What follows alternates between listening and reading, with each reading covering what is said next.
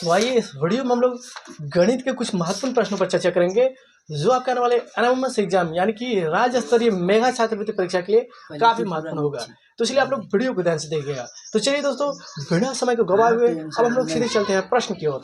यहाँ पे देखिए पहला प्रश्न लिए हैं, यदि 6 बल्ब की कीमत, इस तरह का आसान वाला क्वेश्चन आपके एनएमएमएस एग्जाम में कई बार देखने को मिला है।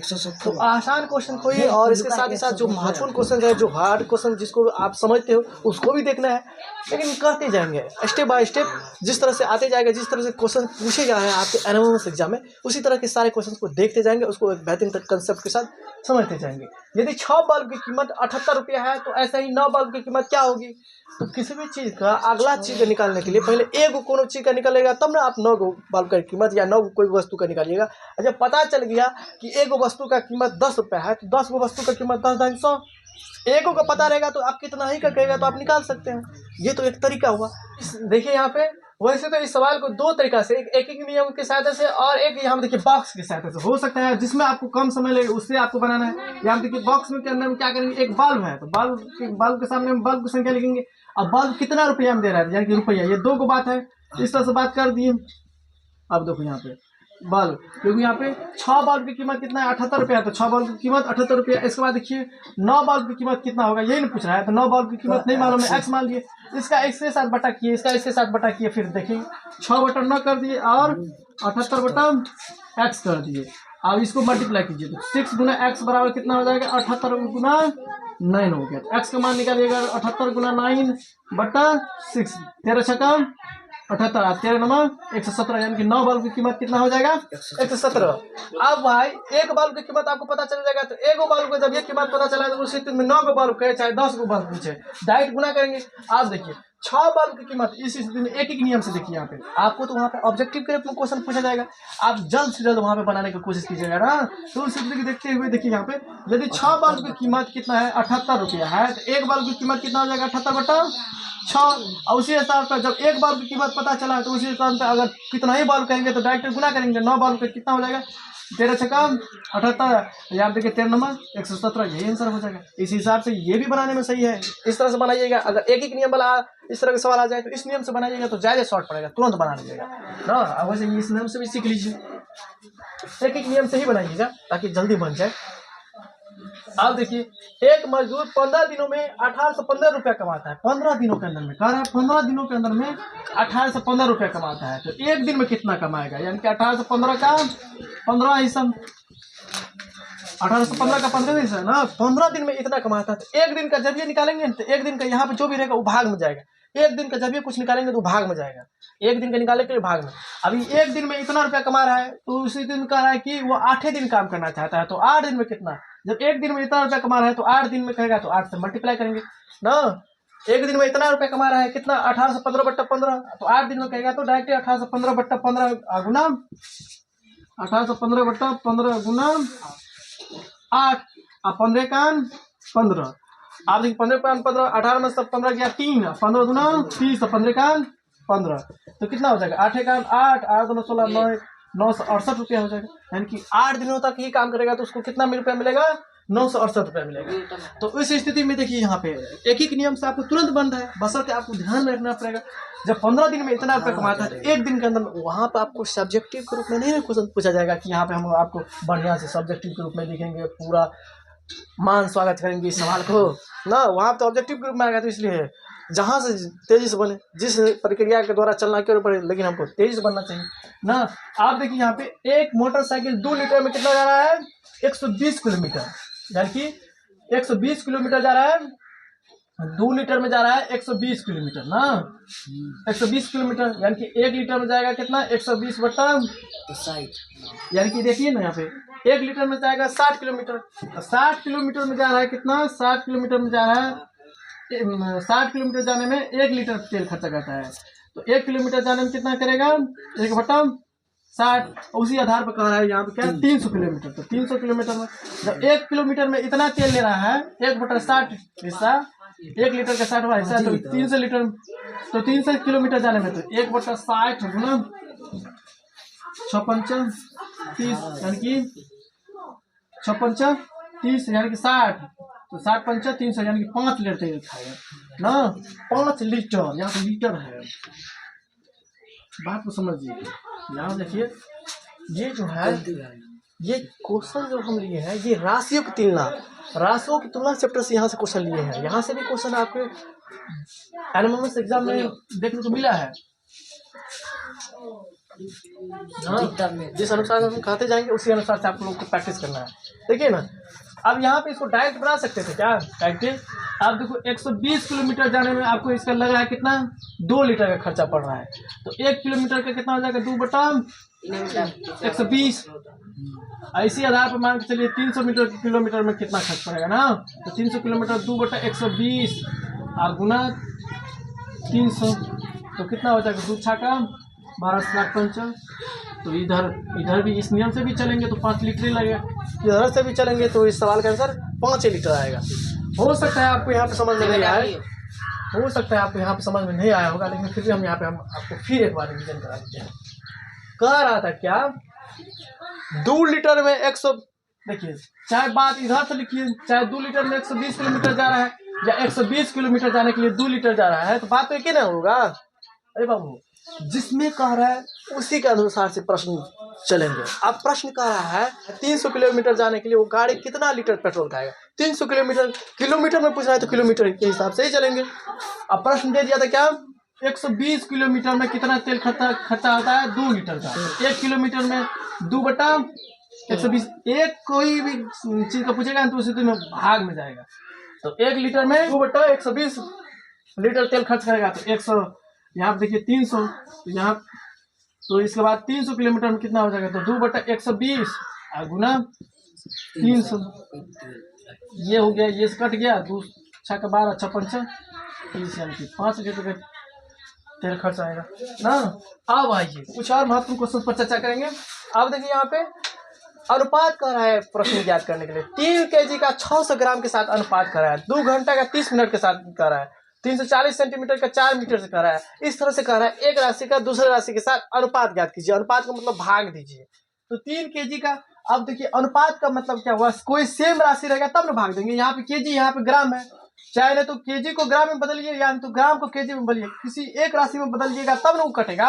अब इधर रहेगा गाय, इधर रहेगा बकरी, इधर ये तो बात नहीं बनने वाली बात है। दोनों गाय रहेगा तब ना बात बनेगा, दोनों बकरी रहेगा, दोनों सेम राशि रहेगा तब ना उसके साथ जोड़ घटाओ या गुना भाग की क्रिया कीजिएगा। तो सेम राशि नहीं है तो यहाँ पे करना पड़ेगा। 3 kg के बराबर क्या हो जाता है, 3000 ग्राम होता है ना। जब जानते हैं हम 1 kg का मतलब क्या हुआ, 1 kg का मतलब हुआ 1000 ग्राम, तो 3 kg का मतलब 3000 ग्राम। तो 3 kg को ही हम लोग ग्राम में चेंज कर लिया, इधर तो ग्राम में ही है 600 ग्राम के साथ, तो इधर से ये कट गया 6×5=30 यानी कि 5/1 यानी कि 5:1 हो जाएगा इसका आंसर ना। कोई भी राशि अनुपात में कब आएगी, जब उस राशि का सेम रेशियो हो। अनुपात का मतलब क्या हुआ, सेम रहेगा डाटा तब होगा। केजी है तो केजी है, ग्राम है तो ग्राम में रहेगा तब। अब मान के चलिए इसी क्वेश्चन को घुमा के क्वेश्चन पूछता है 600 ग्राम का 3 kg के साथ अनुपात, तो 600 ग्राम तो है ये है, और 3 kg के साथ कह रहा है 600 ग्राम का 3 kg के साथ अनुपात पूछता है। 3 kg का मतलब 3000, इधर से इधर कट गया तो 6×6=56 यानी कि 1/5 यानी कि 1:5। यही सवाल का आंसर बदल जाता है, जब उल्टा पूछता है तो उल्टा करके करते। अब देखिए 2 घंटे का 30 मिनट के साथ या 30 मिनट का 2 घंटे के साथ पूछता, 2 घंटे का 30 मिनट के साथ पूछ रहा है, तो 2 घंटा में कितना मिनट, तो 1 घंटा में हम जानते हैं 60 मिनट, तो 2 घंटा में 120 मिनट। इसके कह रहा है 30 मिनट के साथ क्या रहा है, अनुपात निकालिए। तो ये से कट गया 3 चौके 12 यानी कि 4/1 यानी कि 4:1 यानी कि दूसरा प्रश्न का आंसर 4:1 हो गया। अब देखिए तीसरा नंबर का क्वेश्चन क्या कर रहा है, 340 सेंटीमीटर का 4 मीटर से, तो 340 सेंटीमीटर का 4 मीटर से, तो 340 दिए, और 4 मीटर, जब 1 मीटर बराबर 100 सेंटीमीटर तो 4 मीटर बराबर 400 सेंटीमीटर, ये इधर हो गया, ये से ये कट गया, 17×2 = 34 और 20×40 यानी कि 17/20 हो गया, यानी कि 17/20 को हम लिख सकते हैं 17:20। इस तरह से हम ये विश्वास कर सकते हैं कि आप लोग इसको समझ लिए होंगे। 75 रुपये का 300 पैसा, 75 रुपया का 300 पैसा, तो 1 रुपया बराबर 100 पैसा, जब 1 रुपया बराबर 100 पैसा तो 75 रुपया बराबर 7500 पैसा, 7500 पैसा होगा ना, बटा 300 पैसा के साथ। तो यहाँ देखिए 300 के ये कट गया, 25 दिया 75, 3 का 3 25 दिया 75 यानी कि 25/1 यानी कि 25:20 1 हो जाएगा इसका आंसर। हम आशा करते हैं कि आप लोग इसको एक बेहतर तरीके से समझ लिए होंगे। तो हमारे कहने का मतलब कहीं कहीं कभी कभी ये भी इस तरह का क्वेश्चन आसान से आसान क्वेश्चन पूछ देता है, अनुपाती में खा देगा, उल्टे खा सकता है।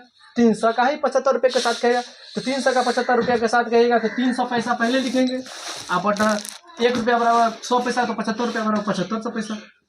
इधर 3 25 दिया 75 3 का 3 25 75, यानी कि इस तरह से पूछता 1 अनुपात 25 हो जाता जिस तरह से पूछे, लेकिन पूछ आ जाता है।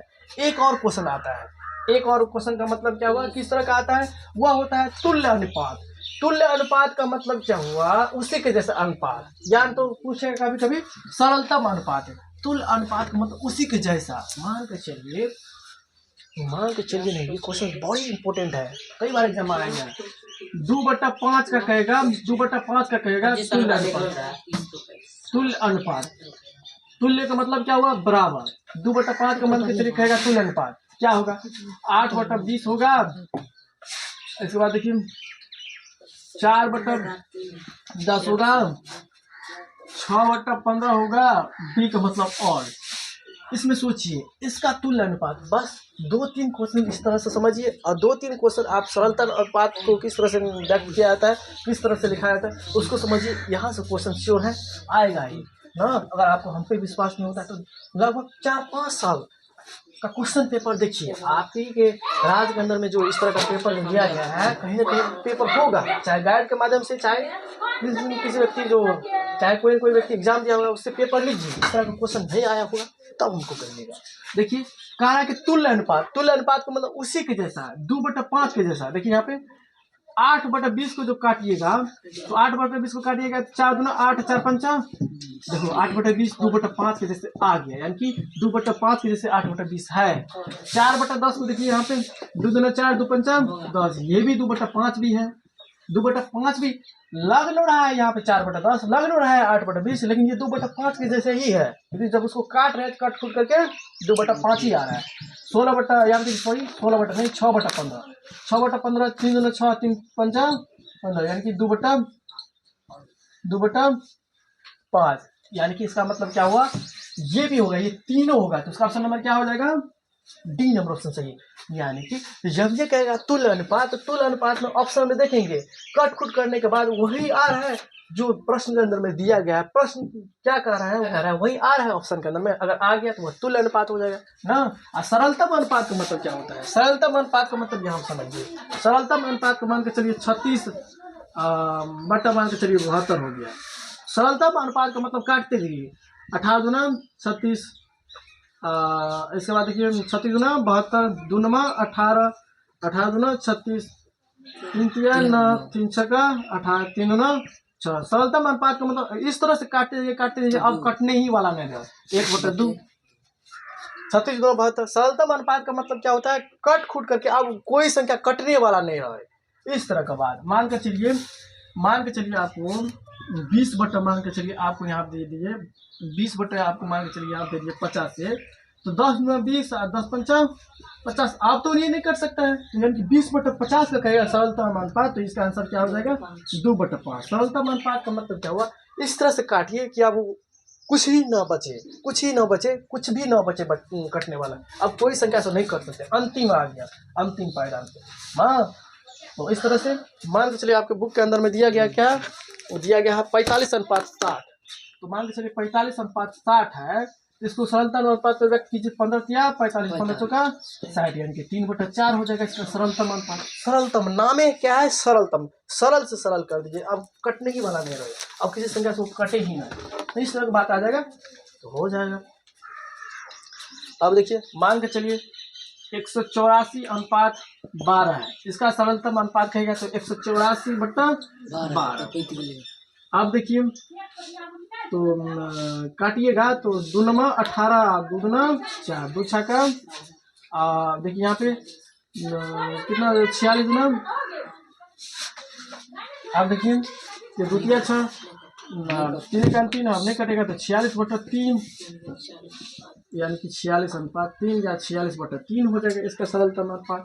देख लीजिए 2 नमा 18, 2 नमा 18, 2 नमा 18, 2 दूना 4, और 2 चौका 8, 2 चौका, हाँ ठीक है, 46/3 ही हो जाएगा। तो सरलतम अनुपात का मतलब क्या हुआ, इस तरह से काटिए ताकि आप कोई उसके अंदर में विभाजित न करे, कोई संख्या उसको कटने आप कटेगा ही नहीं, इस तरह से। और तुल्य अनुपात का मतलब उसी के जैसा अनुपात, उसी के जैसा मानकर क्या हुआ, आप मान के चलिए 2/8 है, तो इसी के जैसे क्या हो जाएगा 4/16, क्योंकि 2 दूना 4 और 2 8 16, अब 2 1 2, 2 चौका 8, 2 1 2, 2 चौका 8, देखिए 1/4 यहाँ पर भी था, 1/4 यहाँ पर भी है, यानी कि बराबर। तुल्य अनुपात का मतलब एक दूसरे के बराबर आना चाहिए। तो हम आशा करते हैं कि इस वीडियो के अंदर में हमने जितने भी टॉपिक पर चर्चा की है, आप लोगों ने इसको बेहतरीन तरीके से सीख लिए होंगे।